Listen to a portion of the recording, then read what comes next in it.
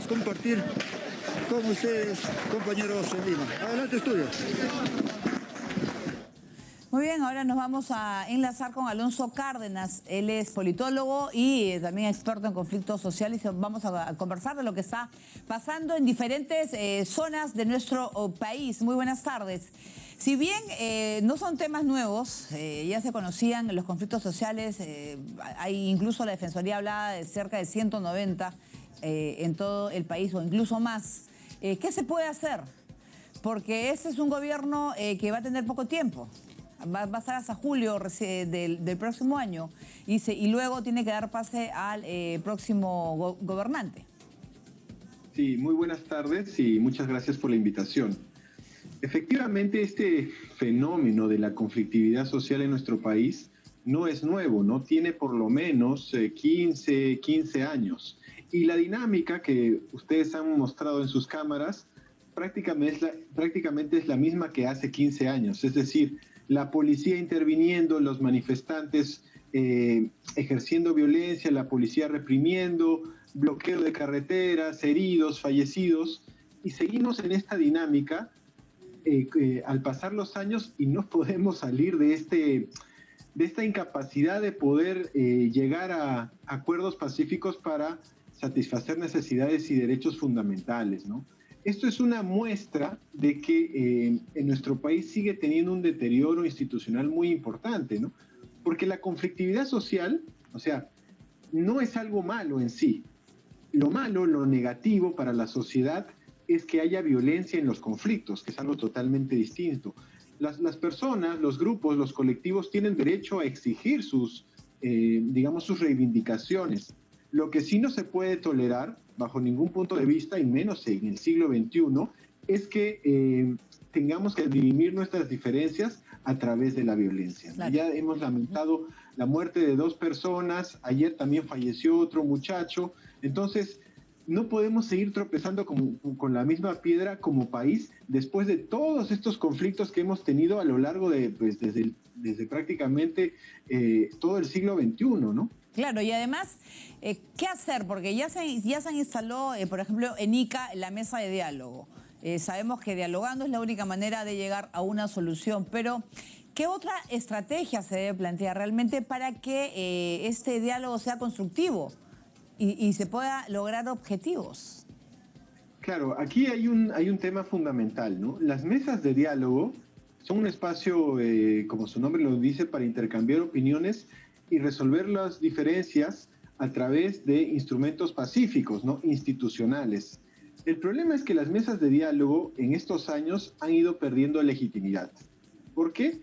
Porque nuestro Estado tiene muy pocas capacidades de hacer seguimiento y evaluación de los acuerdos que se toman dentro de las mesas de diálogo. Es decir, si yo, por ejemplo, soy representante del Ministerio de Educación y me comprometo en una mesa de diálogo a equipar a las aulas de una determinada localidad con pizarras, mesas, sillas, etcétera, y yo no cumplo, pues obviamente la mesa de diálogo pierde credibilidad.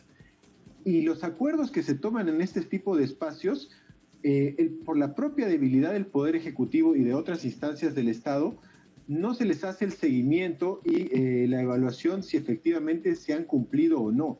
Eso es una parte de la gestión pública de la cual nuestro gobierno, nuestro Estado adolece, ¿no? Y si eso es muy grave en el Poder Ejecutivo, a nivel de gobierno regional y local, es todavía más grave por las debilidades institucionales que tiene nuestro sistema, ¿no? Claro, y además, además sobre todo, en los cuales piden para la mesa de diálogo no la presencia de ministro, por ejemplo, y no confían ni en los viceministros, ni en los gobiernos regionales, ni en el alcalde.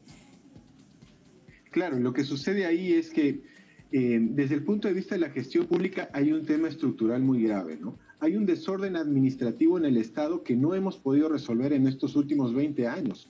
Tenemos un desorden administrativo monstruoso porque, por ejemplo, en el Estado peruano abundan los CAS, pero a los CAS se les renueva cada 3 meses. Si un CAS va a representar a su institución en una mesa de diálogo y a los 3 meses le quitan el contrato, pues obviamente todos los avances y todos los acuerdos que esa persona llegó, pues el nuevo, si es que hay un nuevo, va a tener que pasar por una curva de aprendizaje, ¿no? Y pues obviamente en un contexto de conflictividad social, las curvas de aprendizaje son menores, ¿no? Si a eso le agregamos que ya no solamente son CAS, sino son terceros, es decir, órdenes de servicio los que vayan a representar al Estado en estos espacios de diálogo, pues la fragilidad institucional es mucho mayor, ¿no? Porque en términos estrictos, el tercero ni siquiera tiene vínculo laboral con su institución, ¿no? Entonces, no hemos podido resolver este desorden administrativo gigantesco que tenemos a nivel gestión. Y a nivel político, también hemos sufrido un deterioro institucional muy grave, ¿no? Porque, por ejemplo, el Ministerio del Interior, que es el que pone el pecho en los conflictos sociales, en estos últimos meses ha tenido 4 ministros. Este último año ha tenido 6 ministros. Entonces, una debilidad institucional, pues, terrible, ¿no? Sí, y además, sobre todo, pues, en el caso, como usted decía, pues, un efecto dominó también que empieza en la Panamericana Sur, ahora en la Panamericana Norte, se da un conflicto, sale nuevamente lo del Oroya, Doerran, que es un tema también que no tiene nada que ver con la política agraria. Entonces, empiezan a salir focos que estaban de repente durmiendo y aparecen nuevamente. Entonces, es un Estado que tiene que tratar de solucionar cada uno de esos fuegos y ir apagándolos, ¿no? Y al final no sé si realmente es un problema o no. Bueno, la institución que tiene que velar por efectivamente monitorear cómo está la temperatura social, es decir, la conflictividad del país, es el Viceministerio de Gobernanza Territorial adscrito a la PCM, ¿no? El Viceministerio de Gobernanza Territorial emite un informe donde alerta sobre los posibles conflictos que hay en el país, ¿no? Algo muy similar a lo que hace la Defensoría del Pueblo, pero a nivel de Poder Ejecutivo. Pero yo he revisado los últimos informes de la Presidencia del Consejo de Ministros del Viceministerio de Gobernanza Territorial y no daban cuenta de problemas en el sector agroexportador, ¿no? Entonces, nos está faltando mejorar la inteligencia y mejorar, digamos, la capacidad de detección temprana de este tipo de conflictos para evitar llegar, pues, a la violencia, ¿no? Así es.